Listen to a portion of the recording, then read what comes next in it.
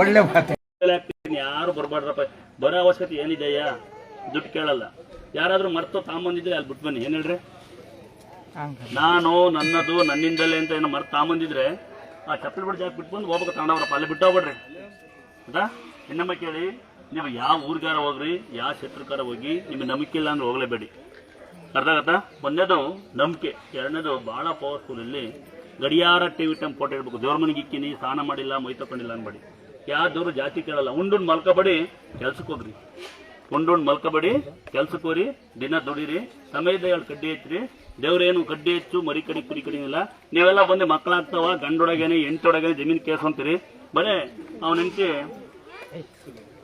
ಕಸ ಹೊಡೆದು ಇಲ್ಲಿಂದ ಕಸ ಹೊಡೆದು ಗಂಡು ಕುಡಿಯೋದು ಬಿಡ್ಕೊಂಡಾಳ. ಅವನು ನಮ್ಮ ಬಾವ ಅಂತೀವಿ. ಬಾವ ಹೆಣ್ಮಗು ಐತಿ ಮನೆಗೆ, ಸೊಸೆ ಮಾಡ್ಕೊಳ್ಳೋಣ ಅಂತ ಬಾವ ಅಂತ ಇದೀನಿ. ಅವರು ಉಪ್ಪಾರೆ ನಾಯಕರು ಬಾವ. ಅವ್ರು ನೋಡಿ, ಅವನು ದೊಡ್ಡ ಎಣ್ಣೆ ಮಾಸ್ಟರ್ ಅಂತ. ನಂಗೆ ಗೊತ್ತಿಲ್ಲ. ನನ್ನ ತಂಗಿ ಎಲ್ಲ ಇದ್ದಾಳೆ, ಕರ್ಗಿದ್ದಾಳೆ. ಕುಡಿಲೆ ಕರ್ಗಳು ಕಾಣಲ್ಲ.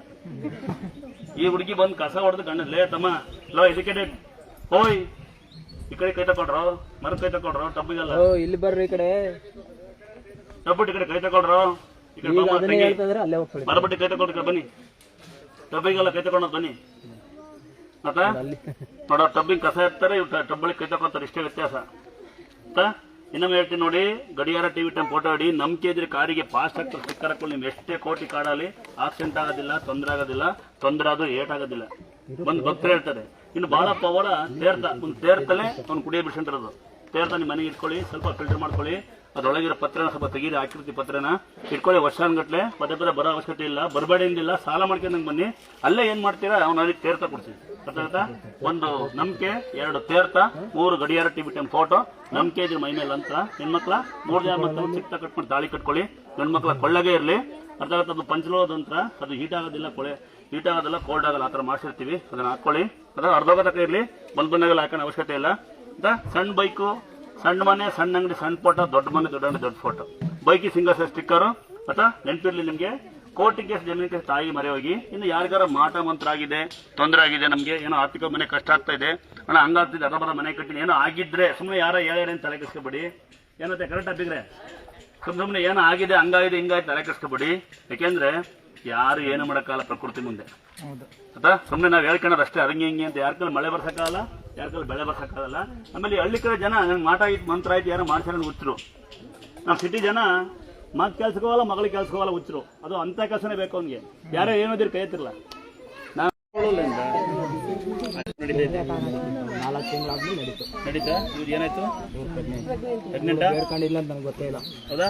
ನೋಡಿ, ಒಂದು ತಂಗಿ ಪ್ರೆಗ್ನೆಂಟು, ಜೊತೆಗೆ ಮಗು ನಡೀತಾ ಇಲ್ಲ, ನಡೀತಿರಂತೆ. ಇದೇ ಈ ನಾನು ನಂಬಕ್ಕೆ ಆಗಲ್ಲ. ಇದೇ ಕೈ ಲೋನ್ ಮಾಡಿಸಿಲ್ಲ, ಇನ್ಸೂರೆನ್ಸ್ ಮಾಡಿ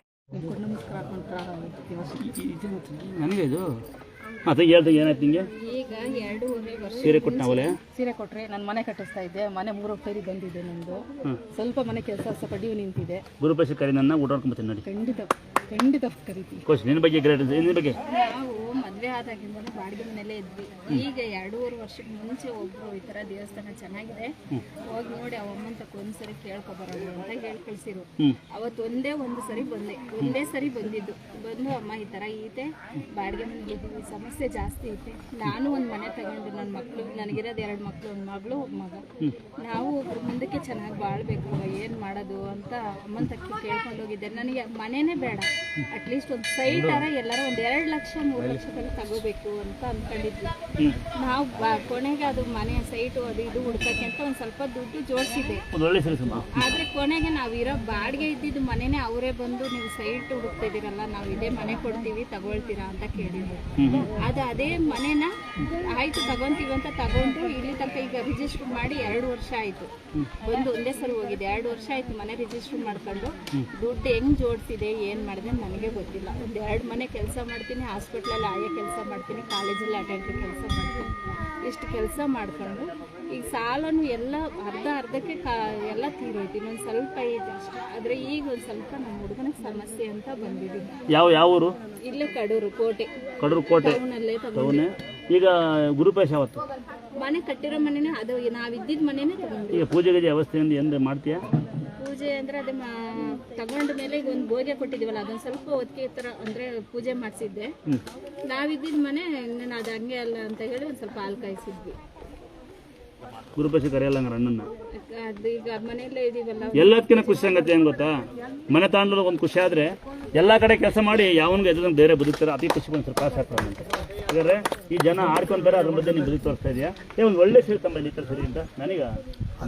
ಎಲ್ಲರೂ ಎಂತ ಮಕ್ಕಳೆಲ್ಲ ಬ್ಯಾಗ್ ಹಾಕೊಂಡು ಸ್ಕೂಲ್ಗೆ ಹೋಗ್ತಾರೆ, ನನಗೆ ಅದೃಷ್ಟ ಕೊಟ್ಟಿಲ್ಲಲ್ಲ ನನ್ನ ಮಗನ ನೋಡೋದು ಅಂತ ಯೋಚನೆ ಮಾಡಿದ್ದೆ. ದಿಢೀರ್ ಅಂತ ಒಂದ್ ದಿವಸ ಸ್ಕೂಲಿಂದ ಫೋನ್ ಮಾಡಿದ್ದೆ, ನೋಡಮ್ಮ 8, 9 ಕೊರೋನಾ ಪಾಸ್ ಐತಿ, 10ನೇ ಕ್ಲಾಸಿಗೆ ಒಂದ್ಸರಿ ನಿನ್ ಮಗನ ಕಳಿಸು, ಅವ್ನು ಓದೋದೇ ಬೇಡ ಬರೀ ಅಟೆಂಡೆನ್ಸ್ ಹಾಕೋಗ್ಲಿ ಅಂತಂದ್ರು. ಅವನಿಗೆ ಕೇಳ್ದೆ ಓದ್ತೀನಪ್ಪ ಅಂತ, ಓದಲ್ಲಮ್ಮ ನಾನು ಅಂದ. ಮಾರನೇ ದಿವಸ ಏನ್ ಅನ್ಸಿತ್ತೋ ಏನೋ ಗೊತ್ತಿಲ್ಲ ಅವನಿಗೆ, ಅಮ್ಮ ನನಗೆ ಬ್ಯಾಗ್ ಕೊಡ್ಸು ಹೋಗ್ತೀನಿ ಸ್ಕೂಲಿಗೆ ಅಂದ.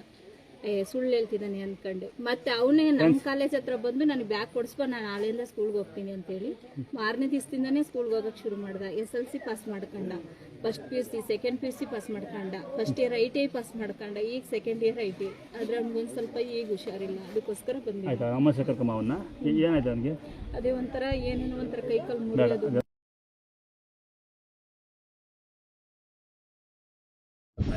ಏನು ಈಗ ಎಲ್ಲರೂ ಬಿಡು ಈಗಲಿನ ಬರೋಣ ಇಲ್ಲ ಯಾವತ್ತಿರ್ಬೇಕು ಅವಲೇ ಶ್ರೀಮಂತ ದೊಡ್ಡವರು ಬೆನ್ನಿಂದ ಯಾರಿದ್ದಾರೆ? ಯಾಕೆ ಆ ತಾಯಿ ಮುಂದೆ ಯಾರಿದ್ದಾರೆ? ಮನಸ್ಸು ದೇವರಾಗಿ ಬರ್ತಾರೆ ಒಂದ್ಸರಿ ಅಲ್ವಾ? ಈಗ ನೋಡಿ, ಈಗ ಐನಾರ್ ಮಗ ನೀವು ಇರಬೇಕು, ಪಂಚ್ಬಿಟ್ಟು ಐನಾರ್ ಮಗ ಕಾಲು ಬರುತ್ತೆ, ವೀಲ್ಚೇರ ಬರ್ತಾನೆ. ಇವನು ಒಬ್ಬ ಕರ್ನೂಲನು ಬೇಕಣ್ಣ, ಇನ್ನೊಂದು ತಪ್ಪಂತೆ ಬಾ. ಅವನ್ಯಾರು ಮಗ 60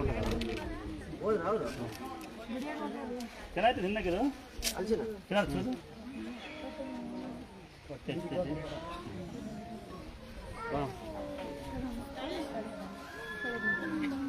ಏನು ತೆಗಿವ ತೆಗಿಪ್ಪ.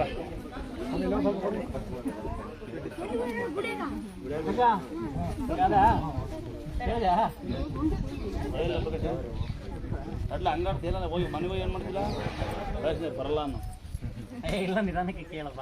ಗಾಡಿಗೆ ಒಂದು ಸ್ಟಿಕ್ಕರ್ ಹಾಕ್ಯ ತಮ್ಮ, ಎಲ್ಲ ಅನುಕೂಲ ಆಗುತ್ತೆ. ಹೇಳ್ತಾನೆ ಕೇಳ. ಇಲ್ಲಿ ಒಣಕಾಯಿ ಮಾಡ್ಕೊಂಡು ಫೋಟೋ ತಗೊಂಡೋಗಿ ಇದಕ್ಕೆ ಬೋರಿಗೆ ಹಾಕಿದ್ವಿ. ಆಮೇಲೆ ಅಲ್ಲಿಗೆ ಒಂದು 2 ತಿಂಗಳು ಬಿಟ್ಬಿಟ್ಟು ನೀರು ಆದ್ಮೇಲೆ ರೀಬೋರ್ ಮಾಡ್ಸ್ಬೇಕು, ನೀರು ಕಮ್ಮಿ ಆಗಿತ್ತು ಅಂದ್ಬಿಟ್ಟು ಹೇಳ್ತಾ ಇದ್ರ. ರೀಬೋರ್ ಮಾಡ್ಸಕಂದ್ಬಿಟ್ಟು ಬೋರ್ಲಾರಿಗೆಲ್ಲ ಫೋನ್ ಮಾಡ್ಕೊಂಡು ಸಂಜೆನೆ ಬರೋಕೆ ಹೇಳಿದ್ರು.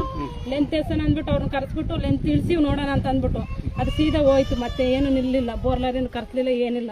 ಅದಕ್ಕೆ ಬಂದು ಮೊಡ್ಲಕ್ಕಿ ಕೊಟ್ಟು ಅಣ್ಕಾಯಿ ಮಾಡ್ಕೊಂಡು ನೀರು ಬರ್ತಾ ಇದೆ, ಬೋರ್ ಮೋಟರ್ ಗಿಡ ಸೇರ್ಕೊಂಡಿಲ್ಲ. ಯಾವ ಊರು ತಂಗಿ? ಅದೇ ಥರ ನಿಮಗೆ ನಿಮ್ಮ ತೋಟಕ್ಕೆ ನಿಮ್ಮ ಹೊಲಕ್ಕೆ ಸಾಕಷ್ಟು ನೀರು ಬರಲಿ ತಂಗಿ, ಸಾಕ ಆ ನಂಬಿಕೆನೇ ದೊಡ್ಡ. ನಾನು ಹೇಳಿದ್ದವ ಫೀಸ್ ಕೊಟ್ಟಿದ್ದ ಅಣ್ಣಂಗೆ, ಅಲ್ಲ ಅವಲೆ ಅಣ್ಣ ಅನ್ನವ. ಹಾಂ ತಂಗಿ, 1 ರೂಪಾಯಿ ಏನು ಕೊಡ್ದಂಗೆ ಬೋರ್ ನೋಡಿ. ಯಾವ ಖುಷಿ ಆಗುತ್ತೆ ಗೊತ್ತಾ? ಈಗ ಖುಷಿ ಆಗುತ್ತೆ. ಯಾವ ಖುಷಿ ಆಗುತ್ತೆ ಹೇಳಿ? ಯಾವ ಖುಷಿ ಆಗುತ್ತೆ? ಈಗ ತಂಗಿ ಮನೆ ಚೆನ್ನಾಗಿತ್ತಲ್ಲ, ಈಗ ಅರಸಿಕೆರೆ ಹೋಗೋ ಒಂದು ಗ್ಲಾಸ್ ನೀರು ಕೊಡ್ತಲ್ಲ ಕುಡಿಯೋಕ್ಕೆ, ಕೊಡಲ್ಲ ತಂಗಿ? ಅಷ್ಟೇ. ಯಾವ ಖುಷಿ ಆಗುತ್ತೆ ತಂಗಿ?